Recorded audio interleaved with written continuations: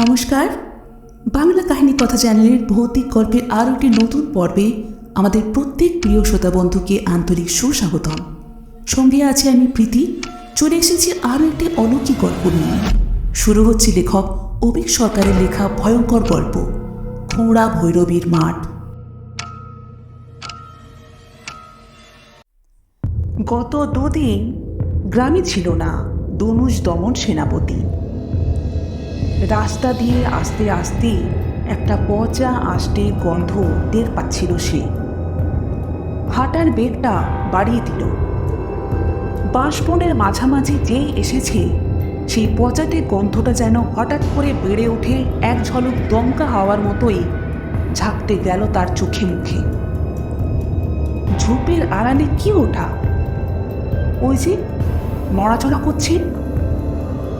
রাস্তা ছেড়ে সন্তর্পণে বাঁশবাগানে ঢুকলো দনু। বুকটা দৌড়ো দৌড়ো করছিল তার।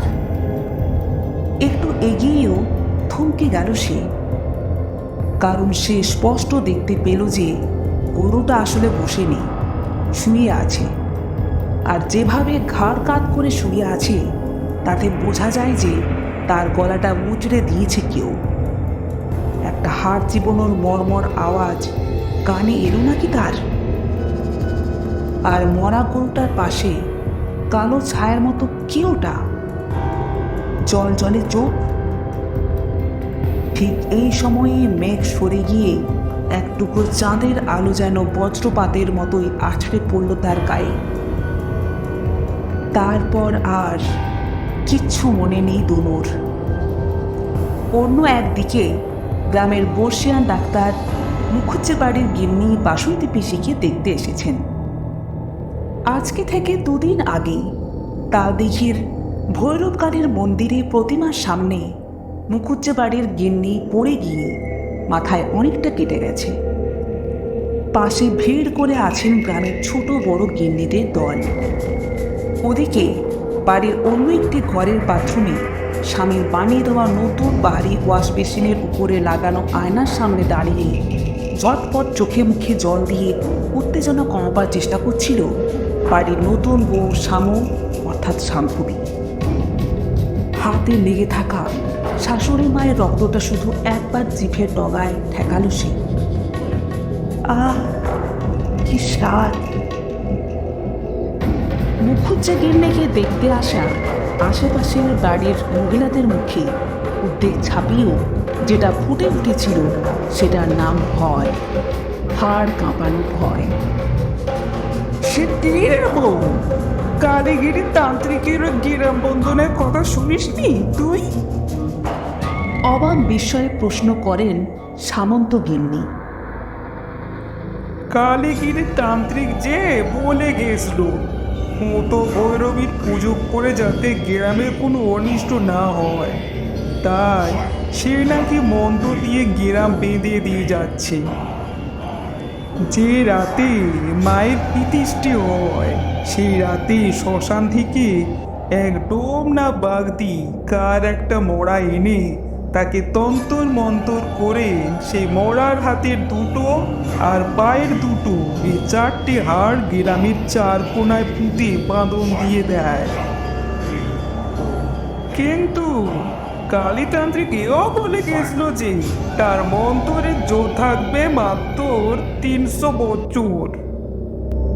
এরপর হাল ধরেন এদের মধ্যে যিনি বয়স্কতম মণ্ডলদের সেই ঠানবুড়ি, যে প্রজার অসাবধানতায় তালদিঘির ভৈরবী মূর্তির পায়ের বড় আঙুল ভেঙে যায় আর নাম হয় খোঁড়া ভৈরবী। তিনি এই মণ্ডলদেরই পূর্বপুরুষ। তিনি বলে ওঠেন, দম বা বাগদি নয় রে মেয়ে, কালীতান্ত্রিক যার মরা নিয়ে তুক করেছিল তার নাম ছিল রামায়। সেখানে নাকি নাম করা ডাকাত ছিল সে। তার ভয়ে এই পরগনা থরথর করে কাঁপত। এইটুকু বলে একটু দম নেন ঠান্ডা, তারপর ফের বলা শুরু করেন। কালীতান্ত্রিক বলে গেছিল যে 300 বছর পর এই বাঁধনের জোর নাকি আস্তে আস্তে ফুরিয়ে আস্তে আস্তে শেষ হয়ে যাবে। তখন নাকি ঠিক এক পূর্ণিমা থেকে পরের অমাবস্যার মধ্যে ওই 4টে হাঁড়ি এক এক করে মাটির উপর উঠে আসবে। কালীতান্ত্রিক কেউ বলে গেছিল যে রাতে মায়ের জিভে আপনা আপনি রক্ত দেখা যাবে, জানবি যে সেদিন থেকেই এই চণ্ডাল বন্ধনের জোর শেষ। মায়ের জিভে রক্ত আসা মানে মা বলি চাইছেন। সেই রাতের মাটির উপরে উঠে আসবে প্রথম হাড়। তারপর যে রামাই ডাকাতের হাড় দিয়ে তন্তর করেছিল কালীতান্ত্রিক, সে নাকি সে রাতেই নরক থেকে জেগে উঠে ফিরে আসবে তাল দিঘিতে। সে ফিরে আসবে পিশাচ হয়ে। তারপর এক এক করে গায়ের সবার রক্ত মাংস চুষে খাবে সেই দানব। এক এক করে মন্ত্রের হাড় উঠে আসবে, আর সেই পিশাচের গায়ে দুনো বল আসবে। আরো তেজি হবে শয়তানটা। আর যেদিন শেষ হাড়টা উঠে আসবে সেদিন এই তাল দিঘিতে বাপ পিতে মোর পিঠেতে পিদিম চালানোর জন্যে একটা লোকও থাকবে না রে মেয়ে। মুখুজ্জেবাবুর বাড়ি থেকে ডাক্তারবাবু বেরিয়ে যাওয়ার ঘন্টা চারেক পর ডাক্তারবাবুর খোঁজে মুখুজ্জে বাড়িতে লোক আসে। তিনি নাকি বাড়ি ফেরেননি তখনও। অনেক খোঁজাখুঁজির পর পরের দিন ভোরবেলা নাগাদ ডাক্তারবাবুর পাত্তা পাওয়া যায় কালীর মাঠের উত্তর পশ্চিম কোণে। অবশ্য ডাক্তারবাবু নয়, ডাক্তারবাবুর বডি পাওয়া গেল বললেই ঠিক হয়। তার কোমর থেকে নিচের অংশটা কে যেন খেয়ে গেছে। যেদিন সকালে ডাক্তারবাবুর আখ খাওয়া শরীরটা পাওয়া যায়, সেই দিনই রাতে একটা অদ্ভুত আওয়াজে দাসপাড়ার মালতীর ঘুমটা ভেঙে গেছিল হঠাৎ করে। খানিকক্ষণ কান পেতে রাখার পর তার ঠাউর হয় আওয়াজটা আসছে গোয়াল ঘর থেকে। এদিনকার গায়েগঞ্জে হামেশায় রাতে বিরেতে বুড়ো ভাম বা বড় বিড়াল হানা দেয়, অথবা সাক্ষ্যপও হতে পারে। মোটমাট গোয়াল ঘরে কিছু তো একটা ঢুকেছে, এই ভেবে ঘরের কোণে রাখা খেটো বাঁশের টুকরোটা এক হাতে আর কেরোসিনের কুপিটা অন্য হাতে ধরে গোয়াল ঘরের দিকে রওনা দেয় সে। পরের দিন শুধু চুটকি পরা পায়ের আঙুল আর কয়েকটা হাড়গোড় পাওয়া গেছিল মালতীর বাঁশবনের দক্ষিণ কোণে। গ্রামের আর একটা দিনের কথা। মাচান গোপীনাথের হাট থেকে ফিরছিল ওরা জনা ছয়েক লোক। কোনো কথারই জবাব দিচ্ছে না মনসুর মিয়া।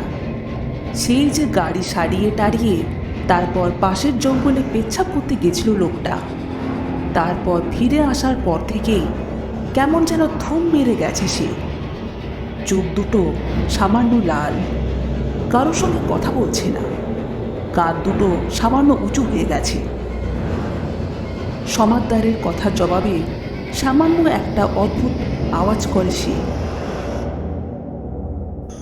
আকাশে পঞ্চমীর বাঁকা চাঁদ, তার ম্লান আলোয় বাঁশবনের ছায়া পড়েছে রাস্তার ওপর।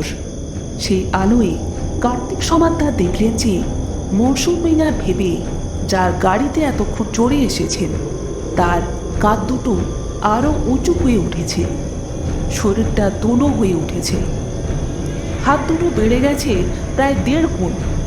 মুখের দুপাশ বেয়ে বেরিয়ে এসেছে দুটো কুকুরের দাঁত, আর একটা পচা গন্ধের তাদের বমি উঠে আসবার জোগাড়। হঠাৎ আস্তে আস্তে বাঁ দিকে ঘাড় ঘোরালো সেই প্রাণীটা। না, ভুল হলো, শুধু ঘাড়টা ঘুরল তার, আর তার হাত দুটো কাঁধ থেকেই যেন উল্টে গেল। টকটকে লাল চোখ দুটো দিয়ে একবার যেন প্রাণ ভয়ে ভীত কয়েকটা লোককে দেখে নিল সে। তারপর সামনের লোকটাকে বাঁ হাত দিয়ে খপ করে ধরে মাটির উপরে আধ হাত তুলে খানিকক্ষণ দেখল। তারপর যেভাবে বাচ্চারা খেলনা পুতুলের মাথাটা খুলে ফেলে ঠিক সেভাবেই ডান হাতটা দিয়ে তার মুন্ডুটা ছিঁড়ে আনলো এক টানে। বাকিরা আর দাঁড়াবার সাহস পায়নি, পিছন বাগে ফিরে দৌড় দেয়। শুধু দৌড়তে গিয়ে পড়ে যান সমাদ্দার মশাই। গ্রামের ভেতরে ঘরের দরজা বন্ধ করেই বসেছিল রাখুবরী সাধু খাঁ। এমন সময় বাড়ির চালে খড়খড় আওয়াজ হতে একটু অসন্তুষ্ট হয় সে। গ্রামের ছেলে ছোকরার দল চাল কুমড়ো চুরি করতে এসেছে ভেবে লুঙ্গিটা দুভাঁজ করে কোমরে গুঁজে উঠোনে নেমে আসে রাখুবরী। হাতে একটা নিভু নিভু টর্চ, ব্যাটারি শেষ হয়ে এসেছে তার। চালের দিকে চেয়ে একটা হাঁকার দেয়। জবাব আসার বদলে একটা শব্দ ভেসে আসে তার কানে। চালের ওপার থেকে কি যেন একটা খড়বড় করে ওদিকে চাল বেয়ে নেমে যায়।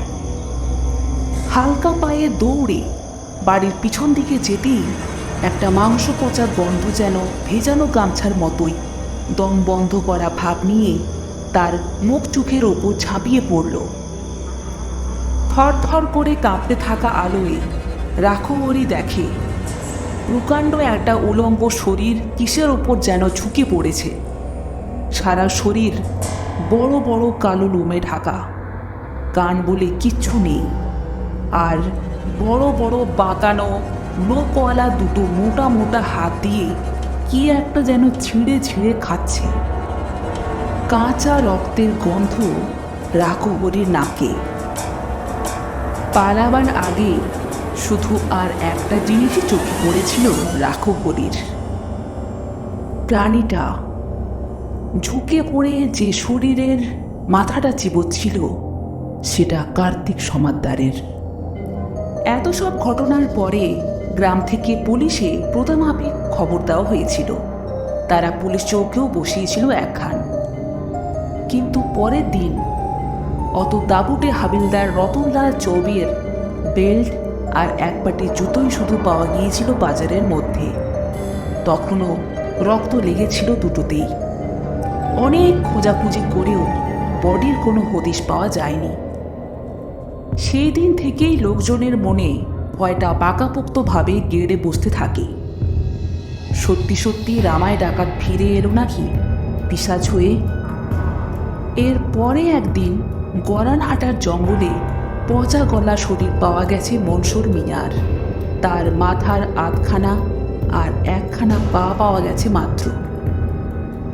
এর পরে আর একটা দিন ভোরবেলা পাশের গ্রাম জগৎবল্লভপুরের একজন মনীষ এসে খবর দেয় যে দুই গায়ের মধ্যিখানে যে শুকনো খালটা আছে তার মধ্যে রায়বাবু পড়ে আছেন। রায়বাবু বলতে তার শরীরটার কথাই বলেছিল সে। কোমরের নিচ থেকে অর্ধেক খাওয়া, মাথাটা উল্টো করে ঘোরানো। তবে তার থেকেও যেটা ভয়ানক সেটা হচ্ছে যে বাকি শরীরটা কে যেন ধারালো রামদা জাতীয় কিছু একটা দিয়ে প্রবল আক্রোশে কুপিয়ে খণ্ড খণ্ড করে রেখে গেছে। আর খালের মাটি ভেদ করে রায়বাবুর খুলি ফাটিয়ে মুখ খুঁড়ে উঠেছিল একটা পুরনো শ্যাওলা ধরা হাড়ের টুকরো। এই ঘটনার কিছুদিন আগেই রায়বাবু গ্রামের মান্যগণ্য ব্যক্তিদের জানিয়েছিলেন এইরকম অবস্থাতে তিনি আর এই গ্রামে থাকবেন না।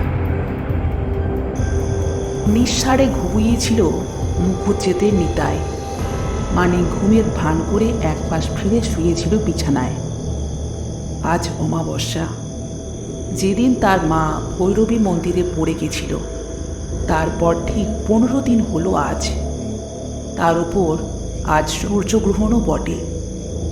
কালীতান্ত্রিকের কথা সত্যি হলে আজই একটা এসপার বা ওসপার হয়ে যাওয়ার কথা। আজ খোড়া ভৈরবীর মন্দিরে ধুমধাম করে অমাবস্যার পুজো হওয়ার কথা। প্রতি অমাবস্যাতেই তাই হয়। কিন্তু এইবার আর কেউই সন্ধ্যের পর বাড়ির বাইরে থাকার ঝুঁকি নেয়নি। সবার কাছেই ভক্তির থেকে ভয়ের দাম বেশি। ফলে গত ৩০০ বছরের মধ্যে এই প্রথম অমাবস্যার পুজোয় নিষ্প্রদীপ আছে খোড়া ভৈরবীর মন্দির। মাঝরাত শেষ হয়েছে কি হয়নি, বাইরে একটা সনসন হাওয়া উঠল। তারই মধ্যে নিতাইয়ের মনে হলো কে যেন দূর থেকে মেইলি গলায় একবার আয় আয় আয় করে ডেকে গেল। রাত ১টা। এইবার বিছানায় একটা মৃদু নড়াচড়া টের পায় নিতাই।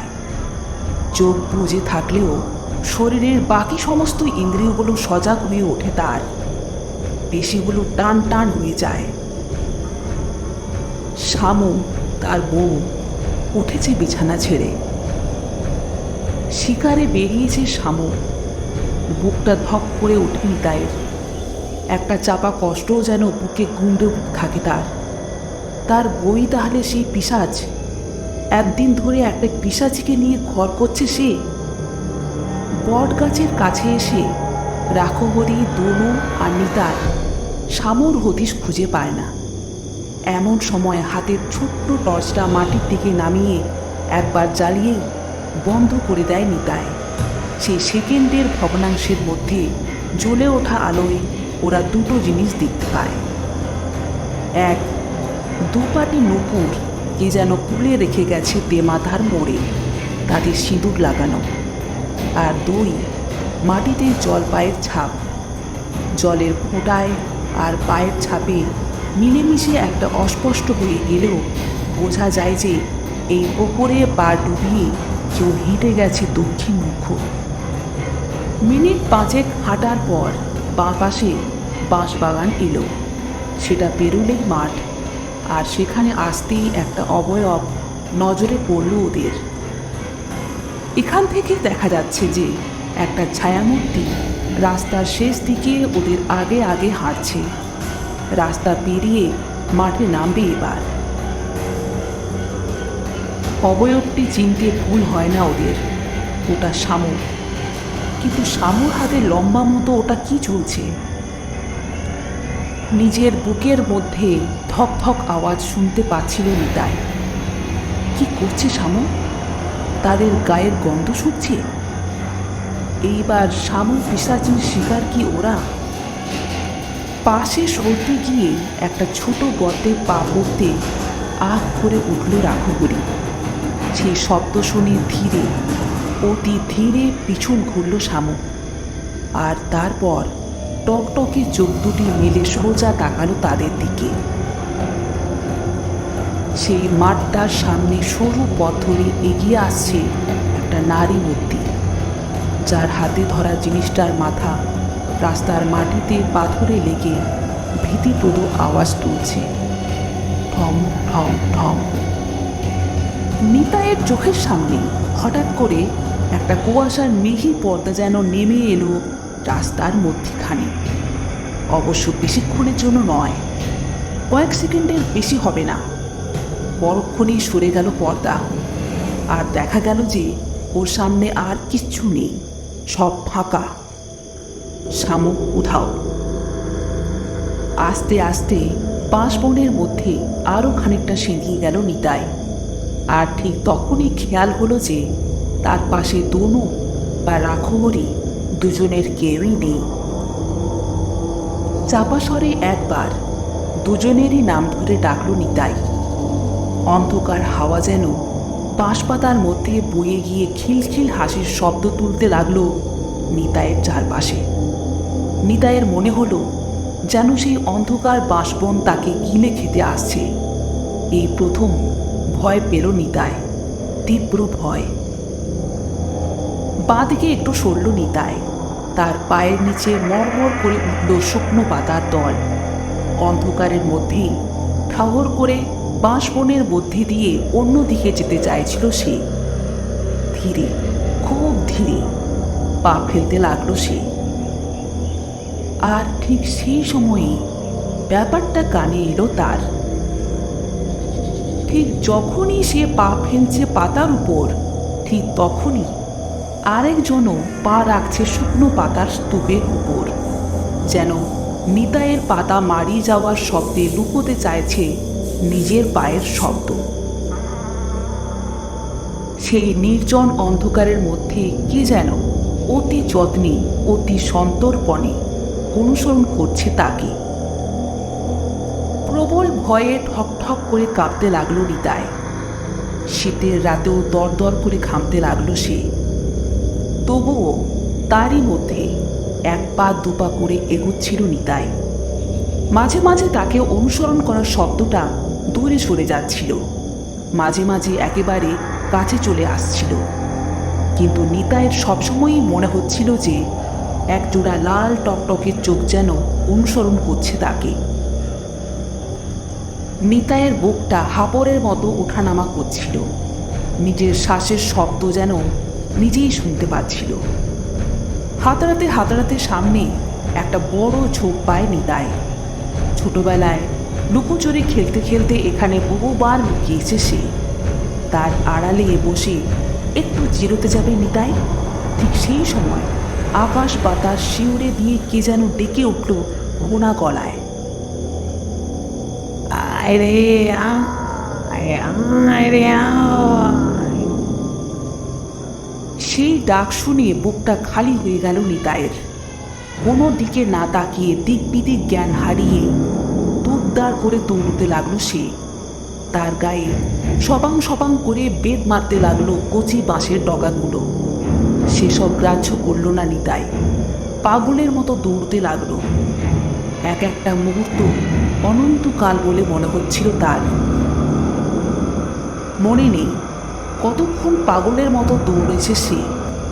এমন সময় হঠাৎ করেই যেন বাঁশবনটা শেষ হয়ে গেল তার সামনে। থমকে দাঁড়িয়ে পড়ল সে। সামনে খোঁড়া ভৈরবের মাঠ, আর সেই মাঠের পাশে বাঁশবনের ধার ঘেঁষে ওটা কি, বা ওটা কে?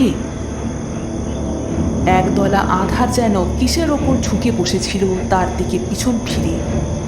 নিতাইয়ের পায়ের শব্দ শুনে সেই ঘোর কালো অন্ধকার ফিরে তাকালো তার দিকে। তারপর ধীরে ধীরে উঠে দাঁড়ালো। তার টকটকে লাল চোখ দুটো দেখে ধপ করে বুকটা যেন মুহূর্তের জন্য গলায় আটকে গেল নিতাইয়ের। লাল টকটকে জিভ বার করে একবার যেন ঠোঁট চেটে নিল সেই জমাট কালো অন্ধকার। তারপর খিলখিল করে হেসে উঠল সে। সেই অপার্থিব হাসি শুনে শরীরের প্রতিটি রক্তের ফোঁটা জমে গেল নিতাইয়ের। হাতে পায়ে আর বল পেল না সে। হাঁটু ভেঙে বসে পড়ল। আর ঠিক তখনই তার চোখে পড়ল কার ওপর এতক্ষণ ঝুঁকে পড়েছিল সেই অন্ধকারের পুঞ্জ, রাখবরীর শরীর। আস্তে আস্তে চোখ উপরে তুলে নিতাই দেখে যে আগুনের ভাটার মতো চোখে তার দিকে কিছুক্ষণ চেয়ে থাকা সেই দলা দলা কালো ছায়া। তারপর নিতাইয়ের পিছনের অন্ধকারের দিকে তাকিয়ে খিলখিল করে হেসে ওঠে। ডান হাতে কি একটা যেন তুলে ধরে সে। তাদের বাড়ির রামদাটা। আর সহ্য হয় না নিতাইয়ের, অজ্ঞান হয়ে পড়ে যায় সে। আর ঠিক সেই সময়েই চোখ খুলে তাকায় রাখবরী। জ্ঞান ফিরে পেয়ে কয়েক মুহূর্ত ঘুম মেরেছিল বটে, কিন্তু তারপরে হুঁশে ফিরে আসে সে। আর দেখে যে অপার্থিব ছায়ার ডেলা তাকে টেনে এনেছিল এই বাঁশবনের কিনারে, সেই একটা বড় রামদা তুলেছে সামনে অজ্ঞান হয়ে থাকা নিতাইয়ের দিকে। আর থাকতে পারল না রাখবরী। এককালে মুখুজ্জে পরিবারের অনেক নুন খেয়েছে তার পরিবার। আজ প্রাণ থাকতে তাদেরই এক সন্তানকে বেঘরে মরতে দেবে রাখবরী? তার রক্তে ঘুমিয়ে থাকা ভয় ডরহীন আধা ডাকাতটি যেন হঠাৎই ঘুম থেকে জেগে উঠে রক্তচক্ষু মেলে চাইল চারদিকে। পিঠের দিকে গুঁজে রাখা আধ হাতি তলোয়ারটা হাতড়ে হাতড়ে বার করে সেই অন্ধকারের রাক্ষস ঘুড়ি রাক্ষসীটার পায়ে বসিয়ে দিল রাখহরি শাহরুখ খান। প্রথমে তলোয়ারটা অনেকটাই গুঁজে দিতে পেরেছিল বটে রাখহরি, কিন্তু তারপরে তাকে এক লাথিতে 10 হাত দূরে ফেলে দেয় সেই পিশাচিটা। তাতে তার অমানসিক জোরটা টের পায় রাখহরি। তার গুরুদেব তাকে শিখিয়েছিলেন যে মারামারির সময় কখনো মাথা গরম করতে নেই। এতদিন বাদে বোধহয় গুরুর শিক্ষাটা কাজে দিল তার। উড়ে গিয়ে মাটিতে পড়তেই কিছুটা গড়িয়ে যায় রাখহরি। তারপর দ্রুত উঠে একটা ঝোপের আড়ালে চলে যায় সে। সেখানে বসে দম নিচ্ছে সে। ঠিক তখনই একটা মোটা মোটা নখওয়ালা থাবা দিয়ে কে যেন তার গলাটা চেপে ধরে পিছন থেকে। আতঙ্কের থেকেও বেশি হতবাক হয়ে গিয়েছিল রাখহরি। এ আবার কার হাত? তবে কিনা 14 বছর ধরে জামালউদ্দিন ওস্তাদের কাছে মিছিল দেহবন্ধন আর নানান শারীরিক কষ্ট শিখেছে সে এককালে। এক ঝটকায় সে অমানসিক থাবা থেকে নিজেকে মুক্ত করে পাশের ঝোপে ঝাঁপ দিয়ে পড়ে রাখহরি। যে থাবা দুটো রাখহরির গলা টিপে ধরেছিল সে হাত দুটো থমকে যায় একটু। তারপর এক পা করে ইতি উতি হাওয়ায় গন্ধ শুকতে থাকে সে হাত দুটোর মালিক, যেন বোঝার চেষ্টা করে যে রাখহরি ঠিক কোথায় আছে। ধীরে ধীরে নিচু হয়ে একটা ঢিল কুড়িয়ে নেয় রাখহরি। তারপর সেটা ছুঁড়ে দেয় দূরের একটা ঝোপের দিকে। উদ্দেশ্য ছিল যে পিশাচটার দৃষ্টি ওদিকে ঘুরিয়ে দিলে সে যদি এক দৌড়ে নিতাইয়ের শরীরটা টেনে অন্য জায়গায় নিয়ে যেতে পারে। মানে যতক্ষণ এই অসম লড়াইতে সে বেঁচে থাকতে পারে ততক্ষণই তার জিত। ভোর হতে আরও ঘন্টা 2-2.5। এই সময়টা পার করতে পারলেই। প্রথম থেকে রাখহরির মতলবটা খেটেও গিয়েছিল বটে। ঢিলটা অনেক দূরেই তাক করে ফেলেছিল রাখহরি। পিশাচটা দৌড়াও গেছিল সেদিকে। মুশকিলটা হলো যখন নিতাইয়ের শরীরটা টেনে নিয়ে যাচ্ছিল ঠিক তখনই অস্বাভাবিক দ্রুততায় ঝড়ের মতো সেই বাঁশবন তছনছ করে তার সামনে এসে দাঁড়ালো সে দানব। ধীরে ধীরে নিতাইয়ের অচৈতন্য নিথর শরীরটা মাটিতে শুইয়ে ফেলে পিছনের দিকে হেঁটে যাচ্ছিল রাখহরি। মাথা আর বোধ বুদ্ধি গলিয়ে যাচ্ছিল তার। দর করে ঘামছিল সে। তার মাথার ভেতরটা শূন্য হয়ে গেছিল এতক্ষণে। জীবনে এত বীভৎস আর ভয়াবহ অভিজ্ঞতা হয়নি তার। তাকে কে টেনে আনলো সেই বাঁশবনের দিকে? আর আনবেই যদি, তো মানল না কেন? আর পরে তার গলাটা আঁকড়ে ধরলই বা কে? তার সামনে এখন কে? আর তখনই বা কে ছিল? নরক থেকে উঠে আসা সাক্ষাৎ কাল পিশাচটা তখন এক পা করে তার দিকে এগিয়ে আসছিল। তার মুখের থেকে রক্তের ফেনা উড়ে যাচ্ছিল আশেপাশের বাতাসে। সেই অমানসিক ভয়াল বিভৎসতার সামনে এতক্ষণ ধরে জমিয়ে রাখা যাবতীয় সাহস একেবারে উড়ে গেল রাখহরির। তবু তার মধ্যেই তার সামনে দাঁড়িয়ে থাকা নরকের জীবটিকে চিনে নিতে অসুবিধা হলো না তার। নিজেরই দু চোখে বিশ্বাস হচ্ছিল না। তাহলে সে যা ভেবেছিল সত্যিই তাই? অসহায় আতঙ্কে পালাতে গিয়েও পালাতে পারে না রাখহরি। উল্টে পড়ে যায় মাঠের উপর। স্থিরভাবে সে দেখে যে ধীরে ধীরে এসে তার উপর দুদিকে 2 পা মেরে দাঁড়ায় সেই পিশাচ। উগ্র রক্ত মাংসের গন্ধে আর ভয়ে বমি উঠে আসে রাখহরির। ঈশ্বরের নাম জপছিল রাখহরি। তার মধ্যেই পিশাচটা তার বড় হাত দুটো নামিয়ে আনলো রাখহরির কণ্ঠার উপর। নারকীয় দুটো বড় বড় বাঁকানো নখ সবে নেমে এসেছে গলা বরাবর। চোখের সামনে তার ভয়াবহ মৃত্যু নেমে আসতে দেখে প্রায় অজ্ঞান রাখহরি। এমন সময় মনে হলো পিছন থেকে কে যেন মাথাটা টেনে ধরল সে পিশাচের। আর তারপরেই শুধু একটা জিনিসই দেখতে পেল রাঘবরী। একটু ওপর থেকে একটা বড় রামদা নেমে এলো দুনুর গলায়। ধর থেকে মুন্ডুটা আলাদা হয়ে গেল দুনু পিশাচের। আর নিতে পারল না রাঘবরীর স্নায়ু। শুধু অজ্ঞান হতে হতে দু চোখ বুজে আসার আগে সে দেখল যে তার এক পাশে তখনও পড়ে আছে ধড়ফড় করতে থাকা দুনুর লাশ। আর বাঁ হাতে সেই কাটা মাথাটা ধরে ডান হাতে রক্ত চুইয়ে পড়া রামদাটা টানতে টানতে মন্দিরের দিকে হেঁটে যাচ্ছে মুকুজ্জে বাড়ির নতুন বউ।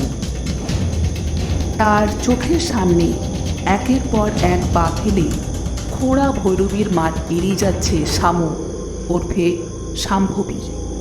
আর সেই পায়ের ছাপের মধ্যে ডান পায়ের বুড়ো আঙুলের ছাপের কোনো চিহ্ন নেই। তার জায়গায় শুধু রক্তের দাগ। চোখ বুঝল রাঘবরী। ঠান্ডিদির কথা মনে পড়ে গেল তার। কালীগিরি তান্ত্রিক বলে গেছিলেন যে মায়ের যদি ইচ্ছে হয় তাহলে নিজের পুজোর ব্যবস্থা মা নিজেই করবেন। সেই কথাটাই ঘটে গেল আজ। তার দেখিয়ে ওরা ভৈরবী আজ নিজের পুজোর নৈবেদ্য নিজেই জোগাড় করে নিয়েছেন। শামুর ডান পায়ের আঙুল কি প্রথম থেকেই ছিল না, নাকি তারই তলোয়ারের ঘায়ে আজ খোয়া গেল সেটা?